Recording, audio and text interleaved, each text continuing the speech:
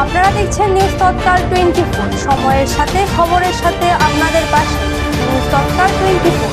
নমস্কার, নিউজ তৎকাল 24 এ স্বাগত। আমি রিমিতা। দেখে নেব দেশের মধ্যে ঘটে যাওয়া আজকে দিনের সেরা 10টি উল্লেখযোগ্য সংবাদ। 2008 সালের আহমেদাবাদ সিরিয়াল বিস্ফোরণ মামলায় ঐতিহাসিক রায় ঘোষণা। গুজরাট হাইকোর্ট বিশেষ আদালতের রায় বহাল রেখে 38 জন দোষীর মৃত্যুদণ্ড এবং 11 জনের যাবজ্জীবন কারাদণ্ড বহাল রেখেছে। ভারতের পররাষ্ট্রমন্ত্রী ডক্টর এস জয়শঙ্কর বাহরাইনে রাজা হামাদ বিন ইসা আল খলিফার সঙ্গে সাক্ষাৎ করেছেন। বৈঠকে দুই দেশের দ্বিপাক্ষিক অংশীদারিত্ব আরও শক্তিশালী করার বিভিন্ন উপায় নিয়ে আলোচনা হয়েছে। কেন্দ্রীয় কৃষিমন্ত্রী শিবরাজ সিং চৌহান প্রগতি প্রকল্পের উদ্বোধন করেছেন। এই প্রকল্পের লক্ষ্য 20,000-এরও বেশি কৃষি উদ্যোক্তা এবং 20 লক্ষ কৃষককে ক্ষমতায়ন ও উন্নয়নের মূল ধারায় যুক্ত করা হয়। প্রধানমন্ত্রী নরেন্দ্র মোদী ইন্দোনেশিয়ার প্রেসিডেন্টের সঙ্গে প্রতিনিধি স্তরে দ্বিপাক্ষিক বৈঠক করেছেন।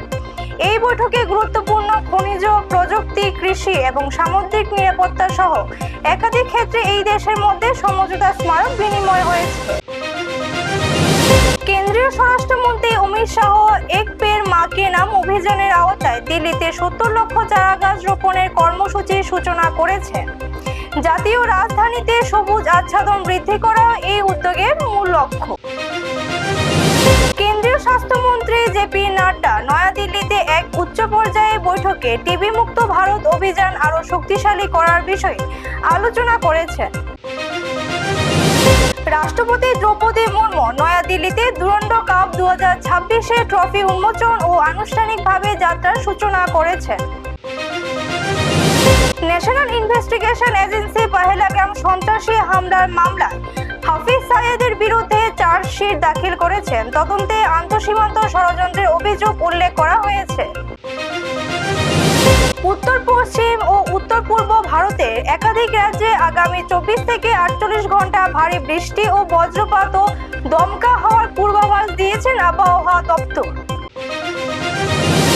আজ রাতে ইংল্যান্ড বনাম ভারত টি-20 সিরিজের তৃতীয় ম্যাচ অনুষ্ঠিত হবে।